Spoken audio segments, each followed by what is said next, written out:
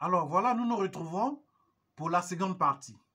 Alors, nous nous sommes arrêtés sur le verset 3 de 1 Jean, chapitre 5, qui dit « Car l'amour de Dieu consiste à garder ses commandements.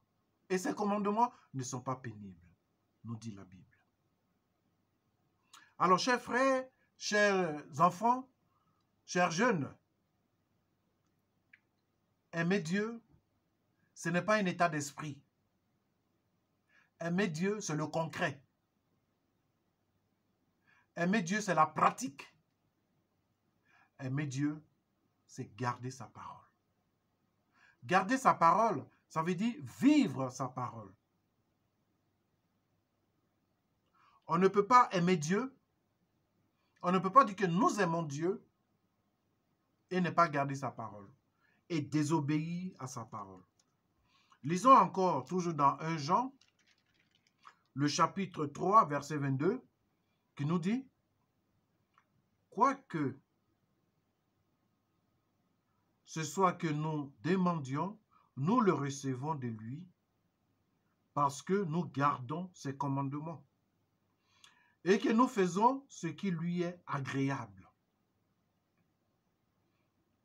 Et c'est ici son commandement, que nous croyons au nom de son Fils Jésus-Christ, et que nous nous aimions les uns les autres selon le commandement qu'il a donné. »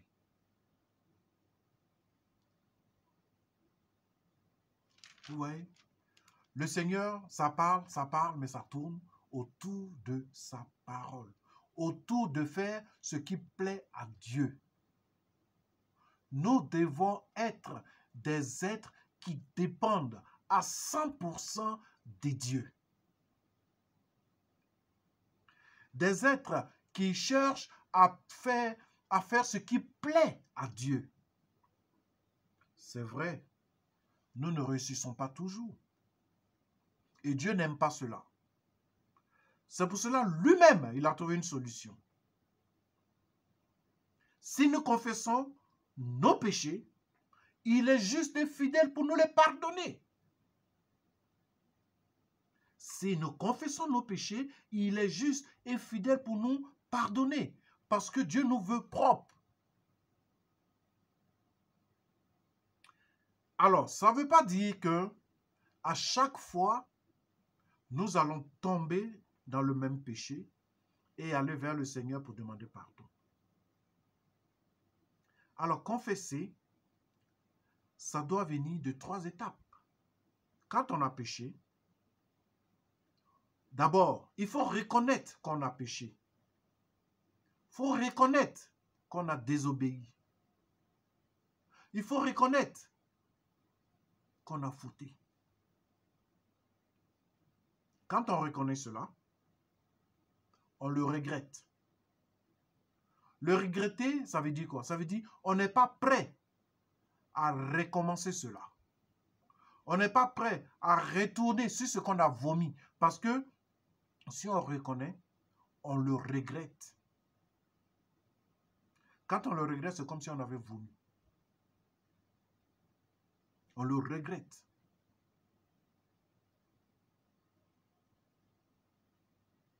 Et quand on regrette, on demande pardon.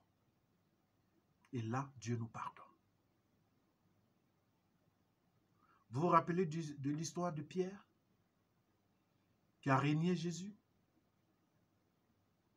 Comment il a regretté? Il a pleuré amèrement, nous dit la parole de Dieu. Dieu a pardonné à Pierre. Et puis a recommencé sa marche avec le Seigneur.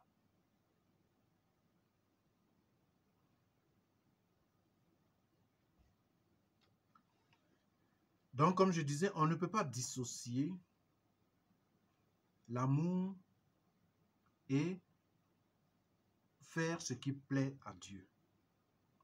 Comme on ne peut pas dissocier la foi et l'aimer Dieu. Foi et aimer Dieu. Parce que quand on a la foi signifie être fidèle. La foi, c'est ça, être fidèle. Quand vous êtes fidèle à quelqu'un ou à quelque chose, vous cherchez à faire ce qui plaît à cette personne ou à cette chose-là. Nous sommes fidèles à Dieu, donc nous devons faire ce qui plaît à Dieu. L'amour de Dieu s'est manifesté d'une manière inconditionnée sur l'humanité, sur toute l'humanité. Ça, on est tous d'accord dessus. Dieu aime tous les hommes. C'est pour cela qu'il est venu. Il est venu, Jean 3,16 nous dit, Dieu a tant aimé le monde qu'il a donné son Fils unique, afin que quiconque croit en lui ne périsse point, mais qu'il ait la vie éternelle. Quiconque croit en lui. Mais là, il y a une condition. Ceux qui ne veulent pas périr, ils doivent croire au Fils que Dieu a envoyé. Ça n'enlève pas le fait que Dieu aime l'humanité. Il aime l'humanité. Mais ceux qui ne veulent pas périr, c'est ceux-là qui ont accepté, qui croient au nom du Fils de Dieu.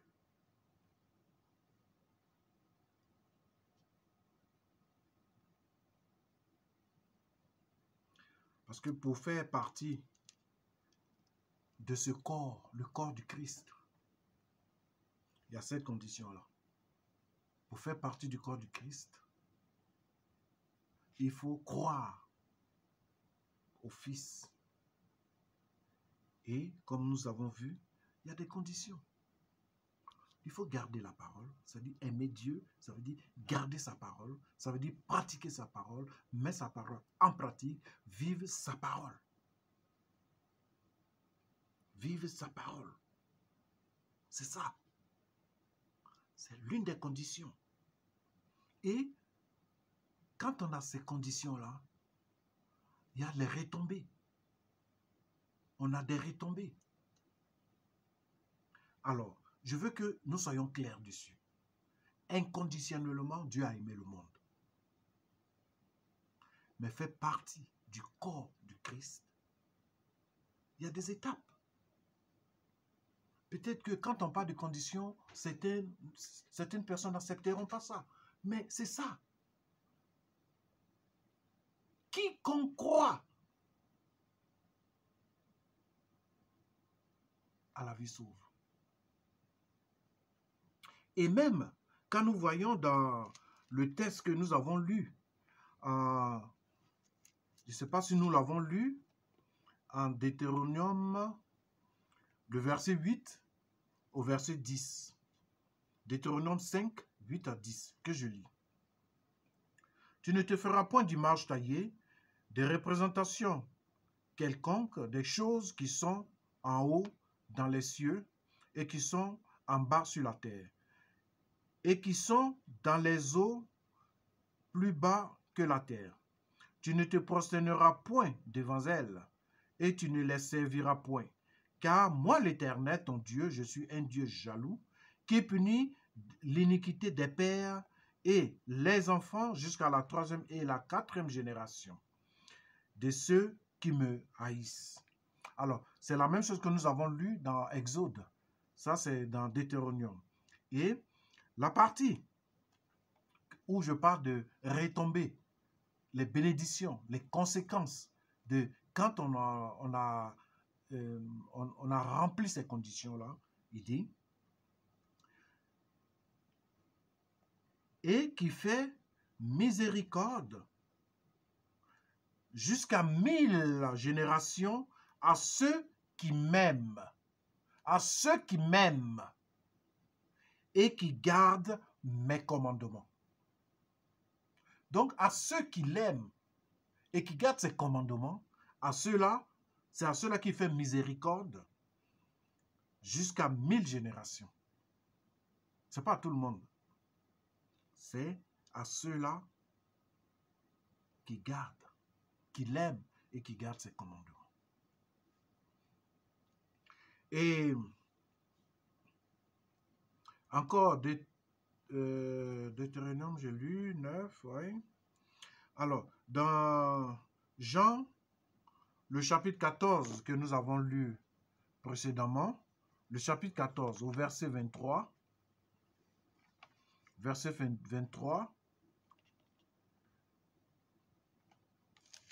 il nous dit ceci. Alors, je lis à partir du verset 23. Jésus répondit, si, condition, si quelqu'un m'aime, il gardera ma parole. Et, condition, et mon Père l'aimera. C'est plutôt, c'est une conséquence.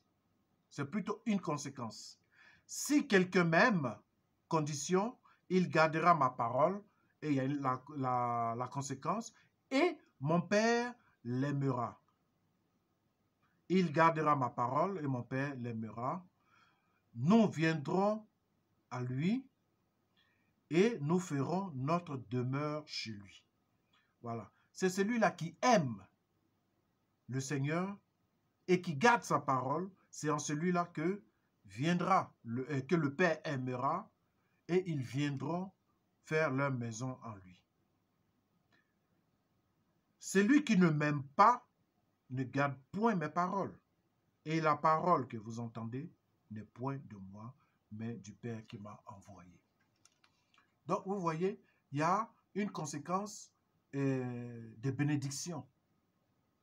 Quand nous aimons, quand nous gardons, Dieu nous bénit tout de suite. Le Père nous aime, lui il nous aime, les deux viennent faire leur demeure en nous.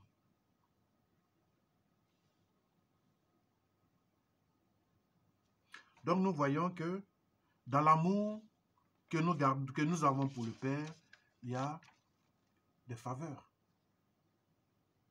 Alors, je veux bien m'arrêter sur le fait que sur la terre, nous, humains, il n'y a personne de parfait.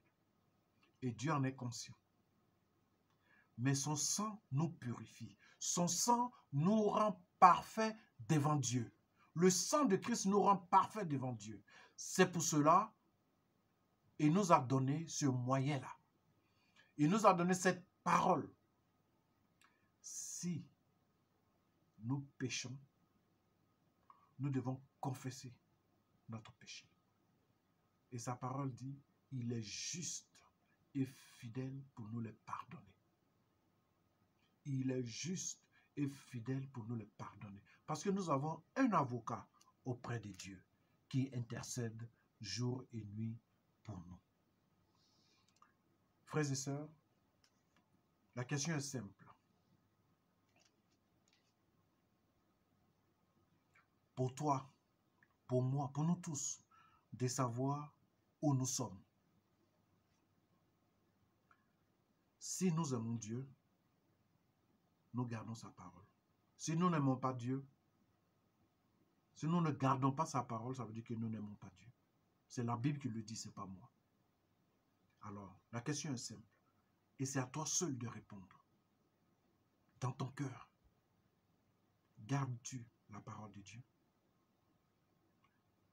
Si ta réponse est oui, alors tu aimes Dieu. Dieu t'aime. Et ils ont leur demeure en toi. Tu ne gardes pas la parole de Dieu? La Bible dit que tu n'aimes pas Dieu. Et il n'habite pas en toi. Répands-toi. Et Dieu viendra en toi. Que le Seigneur nous aide à mettre en pratique sa parole. Rappelez-vous, le plus grand commandement est le premier. Tu aimeras le Seigneur ton Dieu de tout ton cœur, de toute ton âme, de toute ta pensée et de toutes tes forces. Aimes-tu Dieu? Gardes-tu sa parole? C'est mon souhait pour toi, pour nous tous, même pour moi. Que le Seigneur bénisse sa parole dans nos cœurs, afin qu'elle puisse exploser pour ouvrir nos yeux, afin que nous puissions le chercher comme il veut. Prions. Seigneur, je veux te bénir encore pour ta grâce. Merci pour ces moments que nous avons passés ensemble. Seigneur, fais en sorte que ta parole soit une lumière sur notre sentier, afin que nous puissions comprendre et voir plus clairement ce que tu nous enseignes. Seigneur, nous voulons t'aimer de tout notre cœur. Nous voulons t'aimer de toute notre pensée. Nous voulons t'aimer de toute notre force. Nous voulons t'aimer de toute notre âme. C'est vrai, seuls nous ne pouvons pas. C'est pour cela que nous invoquons le Saint-Esprit dans la vie de tous ceux qui écoutent ce message, qui regardent cette vidéo, et agit dans le puissant nom de Jésus-Christ. Amen. Dieu vous bénisse.